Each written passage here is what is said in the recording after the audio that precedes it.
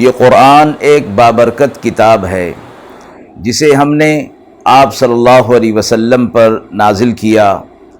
تاکہ لوگ اس پہ غور اور فکر کریں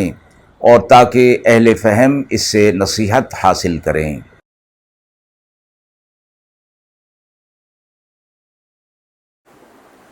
بسم اللہ الرحمن الرحیم۔ السلام علیکم ورحمۃ اللہ وبرکاتہ۔ ناظرین کرام، درس قرآن مجید کے آج کے اس پروگرام میں ہم سورہ مریم کی ابتدا کر رہے ہیں اور سورہ مریم کی پہلی آیت سے لے کر آیت نمبر 15 تک کا ترجمہ اور تفسیر پیش کر رہے ہیں اور آخر میں پوچھے گئے سوال کا جواب ہوگا۔ اعوذ باللہ من الشیطان الرجیم،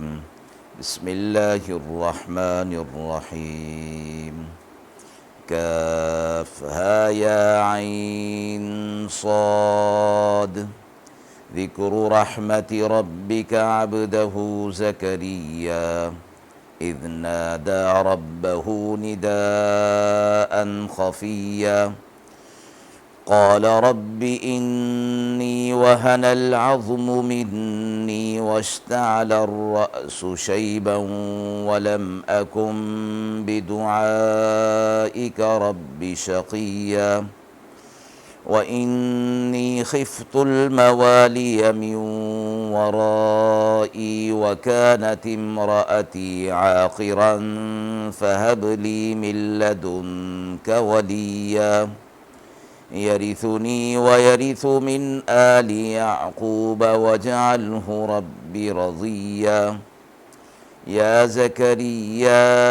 إنا نبشرك بغلام اسمه يحيى لم نجعل له من قبل سميا قال رب أنا يكون لي غلام وكانت امرأتي عاقرا وقد بلغت من الكبر عتيا قال كذلك قال ربك هو علي هين وقد خلقتك من قبل ولم تك شيئا قال رب اجعل لي آية قال آيتك ألا تكلم الناس 3 ليال سويا فخرج على قومه من المحراب فأوحى إليهم أن سبحوا بكرة وعشيا يا يحيى خذ الكتاب بقوة وآتيناه الحكم صبيا وحنانا من لدنا وزكاة وكان تقيا وبرا بوالديه ولم يكن جبارا عصيا وسلام عليه يوم ولد ويوم يموت ويوم يبعث حيا۔ آیت مبارکہ کا ترجمہ ملاحظہ فرمائیں۔ کاف ہا یا عین صاد، یہ تذکرہ ہے آپ کے رب کی رحمت کا اپنے بندہ زکریا علیہ السلام پر، جب پکارا انہوں نے اپنے رب کو خفیہ طور پر اور کہا اے میرے رب، میری ہڈیاں بوڑھی ہو گئی ہیں اور سر میں بالوں کی سفیدی پھیل گئی ہے، اور تجھ سے مانگ کر اے رب میں کبھی محروم نہیں رہا، اور میں ڈرتا ہوں رشتہ داروں سے اپنے، اور عورت میری بانجھ ہے، سو بخش تو مجھ کو اپنے پاس سے وارث، جو وارث بنے میرا بھی اور یعقوب علیہ السلام کی اولاد کا بھی، اور اس کو کر اے میرے رب پسندیدہ۔ اے زکریا، ہم آپ کو خوشخبری سناتے ہیں ایک لڑکے کی جس کا نام یحییٰ ہوگا، اور اس سے پہلے نہیں کیا ہم نے اس نام کا کوئی بھی۔ کہا انہوں نے اے رب، کہاں سے ہوگا مجھ کو لڑکا، اور میری عورت تو بانجھ ہے اور میں بڑھاپے کی انتہا کو پہنچا ہوا ہوں۔ فرمایا یوں ہی ہوگا۔ پھر فرمایا تیرے رب نے وہ مجھ پر آسان ہے، اور تجھ کو پیدا کیا میں نے پہلے سے، اور تو کوئی چیز نہ تھا۔ کہنے لگے اے رب میرے لیے کوئی نشانی مقرر کر دیجئے۔ فرمایا نشانی آپ کے لیے یہ ہے کہ آپ 3 رات دن تک بات نہیں کر سکیں گے، حالانکہ آپ تندرست ہوں گے۔ پھر برآمد ہوئے اپنے لوگوں کے پاس حجرہ سے، تو اشارہ سے کہا کہ اللہ کی تسبیح صبح و شام بیان کرو۔ اے یحییٰ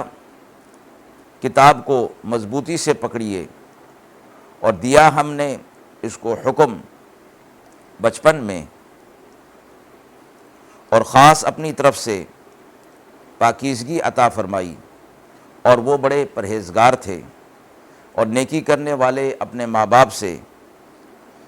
اور سرکش اور نافرمان نہ تھے۔ اور سلام ہے ان پر جس دن وہ پیدا ہوئے، اور جس دن وہ وفات پائیں گے، اور جس دن وہ زندہ اٹھائے جائیں گے۔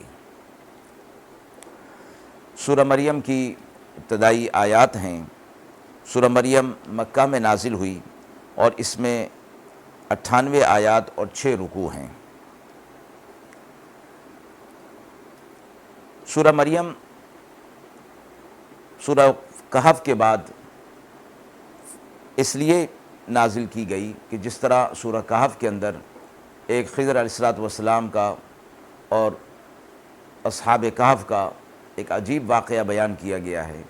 اس صورت میں بھی حضرت مریم علیہ السلام کا ایک عجیب واقعہ بیان ہوا ہے۔ اور مسلمان جب پہلی مرتبہ ہجرت کر کے حبشہ کی طرف گئے تھے، اور کفار ان کا پیچھا کرتے ہوئے نجاشی کے دربار میں پہنچ گئے تھے کہ یہ مسلمان، یہ لوگ، انہوں نے نیا دین ایجاد کر لیا ہے، تو نجاشی نے انہیں اپنے دربار میں بلایا تاکہ ان کی بات سنی جائے۔ تو نجاشی کے سامنے حضرت جعفر طیار نے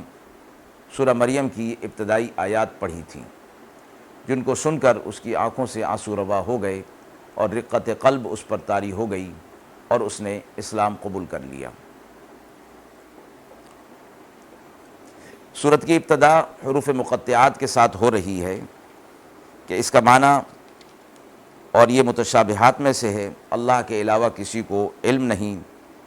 اس لیے بندوں کے لیے بھی اس بارے میں تحقیق اور تفتیش مناسب نہیں۔ آگے آپ صلی اللہ علیہ وسلم سے فرمایا گیا کہ ان آیات کے اندر حضرت زکریہ علیہ السلام پر اللہ رب العزت کی طرف سے جو رحمت ہوئی وہ تذکرہ بیان کیا جا رہا ہے۔ جب زکریہ علیہ السلام نے اللہ رب العزت کو پکارا اور خفیہ طور پر پکارا، دعا کی کہ اے میرے رب میں بوڑھا ہو گیا ہوں، اور میری ہڈیاں بھی بوڑھی ہو چکی، اور میرے سر میں بال جو ہے وہ سفید ہو چکے ہیں، لیکن اے رب میں نے جب بھی تجھے پکارا اور تجھ سے مانگا تو میں کبھی محروم نہیں رہا، اور حالات تو چونکہ ایسے ہیں کہ ان حالات میں میں تجھ سے اولاد جو ہے اس کی درخواست نہ کروں، لیکن آپ کی قدرت اور رحمت چونکہ اتنی بڑی ہے، اور اس کا میں مشاہدہ کر چکا کہ جب بھی میں نے آپ کی رحمت کی طرف توجہ کی تو مجھے ناکام نہیں رکھا گیا۔ اس بنا پر یہ بھی کوئی بعید اور مذائقے والی بات نہیں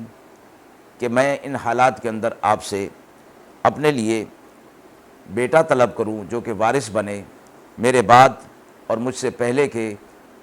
یعقوب علیہ السلام کے علوم کا بھی اور میرے علوم کا بھی، اور بعد میں بھی، یعنی عامل اور عالم دونوں بنے۔ اور میں اپنے رشتہ داروں کی طرف سے یہ بات رکھتا ہوں کہ وہ میری مرضی کے مطابق شریعت اور دین کی خدمت شاید بجا نہ لائیں، اس لیے اپنی اولاد کے اندر جو خاص صفات پائی جاتی ہیں جن سے دین اور مذہب کی خدمت کی توقع ہو، اور چونکہ میرے بڑھاپے کی وجہ سے بھی اور میری بیوی کے بھی بانجھ ہونے کی وجہ سے ابھی تک جو ہے وہ اسباب عادیہ اور فطری طور پر اولاد نہیں ہوئی ہے، اب اس صورت میں مجھے اپنے پاس سے آپ بغیر کسی واسطہ کے، بغیر اسباب کے اللہ آپ کر سکتے ہیں، تو مجھے میرے خاندان کے علوم کے وارث کے طور پر ایک بیٹا عطا فرما دیجئے۔ اس کو اے میرے رب پسندیدہ یعنی مقبول بندوں میں شامل فرما دیجئے۔ اللہ تبارک و تعالی نے زکریا علیہ السلام کو خطاب فرمایا کہ اے زکریا علیہ السلام، ہم آپ کو ایک لڑکے کی بشارت دیتے ہیں جس کا نام یحییٰ ہوگا، اور اس سے پہلے ان اوصاف خاص اور امتیازی اوصاف والا اور اس کا ہم نام ہم نے پہلے نہیں پیدا کیا۔ یعنی جس علم اور عمل کے حوالے سے آپ دعا کر رہے ہیں بیٹے کے لیے، وہ اس کو ضروری طور پر خصوصی طور پر عطا کیے جائیں گے، اور اس کے علاوہ بھی اللہ کی طرف سے انہیں خاص امتیازات حاصل ہوں گے، مثلا خشیت الہی خاص درجہ میں اور رقت قلب وغیرہ۔ تو چونکہ اس دعا کے قبول ہونے میں بشارت تو ہو گئی، لیکن دعا کے قبول ہونے کی کوئی علامات نہیں بتائی گئی تھی، تو زکریا علیہ السلام نے فرمایا کہ اے میرے رب، میری اولاد جو ہے وہ کس طرح ہوگی، حالانکہ میری بیوی باجھ ہے اور میں بڑھاپے کے انتہائی درجے کو پہنچ چکا ہوں۔ اب یہاں انکار کے طور پر نہیں، بلکہ یہ معلوم کرنے کے لیے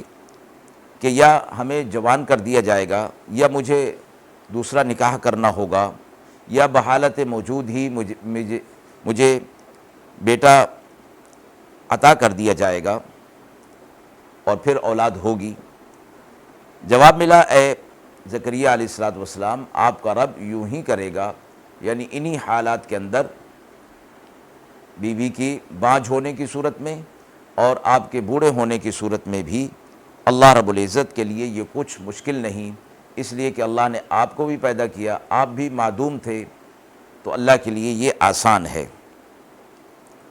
اور یہ سب اس لیے فرمایا کہ تاکہ زکریا علیہ السلام کے دل کو تقویت ہو جائے، ورنہ انہیں اللہ رب العزت کی اس خوشخبری پر کوئی شبہ نہیں تھا۔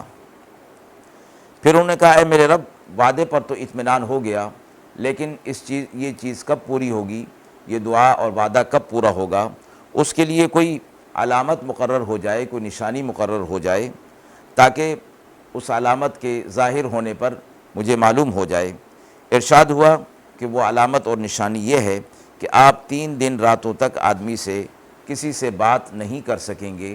یعنی آپ کی زبان بند ہو جائے گی، حالانکہ آپ تندرست ہوں گے، یہ کسی بیماری کی وجہ سے نہیں بلکہ معجزے کے طور پر ہوگا، اور ذکر اللہ کے ساتھ تکلم پر آپ کو قدرت رہے گی، یعنی آپ اللہ کا ذکر کر سکیں گے۔ چنانچہ اسی طرح ہوا، ان کی زوجہ حاملہ ہوئیں، اور اللہ تبارک و تعالی نے زکریا علیہ السلام کی زبان کو بند کر دیا۔ وہ ایک دن اپنے حجرے سے برآمد ہوئے اور اپنی قوم کے سامنے ظاہر ہوئے، تو انہیں اشارے سے فرمایا کہ وہ اللہ کی تسبیح صبح و شام بیان کریں۔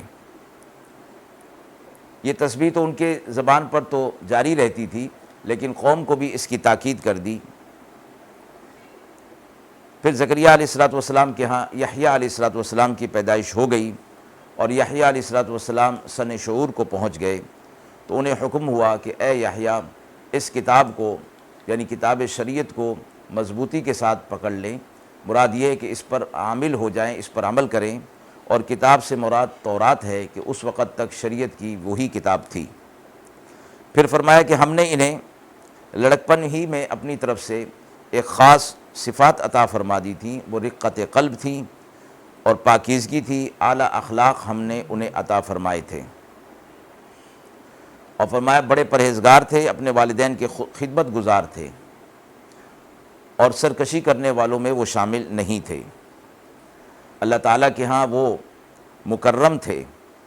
اور اللہ تبارک و تعالیٰ کی طرف سے انہیں سلام پیش کیا گیا کہ جس دن وہ پیدا ہوئے، جس دن وہ انتقال کریں گے، اور جس دن قیامت کے دن وہ اٹھائے جائیں گے، اللہ کی طرف سے انہیں سلام پیش کیا گیا۔ آیت کے حوالے سے سوال پوچھا گیا ہے، کیا دعا میں اپنی حاجت مندی اور بدحالی کا ذکر کرنا چاہیے؟ حضرت سعد بن ابی وقاص رضی اللہ تعالی عنہ سے روایت ہے کہ رسول اللہ صلی اللہ علیہ وسلم نے فرمایا کہ بہترین دعا اور ذکر وہ ہے جو آہستہ کیا جائے، اور بہترین رزق وہ ہے جو کفایت کر جائے، یعنی ضرورت سے نہ گھٹے نہ ضرورت سے بڑھے۔ زکریا علیہ السلام کے حوالے سے فرمایا گیا کہ انہوں نے اپنے رب کو خفیہ طور پر پکارا، اور دعا کا معنی پکارنے کا ہے۔ قرآن مجید کے اندر دعا کے جو آداب بتائے گئے ہیں اس میں فرمایا گیا ادعوا ربکم تضرعا و خفیہ، اپنے رب کو پکارو عاجزی کے ساتھ اور آہستگی کے ساتھ خفیہ طور پر۔ اللہ دلوں کے حال جاننے والے ہیں، اس لیے فرمایا کہ زور زور سے بلند آواز کے ساتھ دعا کرنا پسندیدہ نہیں ہے۔ دوسری بات یہ فرمائی گئی کہ دعا کے مانگتے وقت اپنے ضعف، بدحالی کا اور حاجت مندی کا ذکر کرنا قبولیت دعا کے لیے بہترین ہوتا ہے۔ اس لیے علماء نے فرمایا کہ انسان کو چاہیے کہ دعا کرنے سے پہلے اللہ تعالیٰ کی نعمتوں کا شکر ادا کرے، اللہ کا شکر ادا کرے، اللہ کی حمد و ثنا بیان کرے، اپنی عاجزی اور حاجت مندی کا ذکر کرے، اور دعا کے مانگنے کے ساتھ ساتھ فرمایا کہ عاجزی اور انکساری کا اظہار الفاظ کے اندر بھی ہونا چاہیے اور کیفیت کے اندر بھی ہونا چاہیے، کیونکہ اللہ احکم الحاکمین ہے، اس سے مانگا جا رہا ہے، اور دعا کے مانگنے کے بعد اس کی قبولیت کی بھی امید اور یقین اللہ رب العزت سے رکھنا چاہیے۔ وآخر دعوانا ان الحمد للہ رب العالمین۔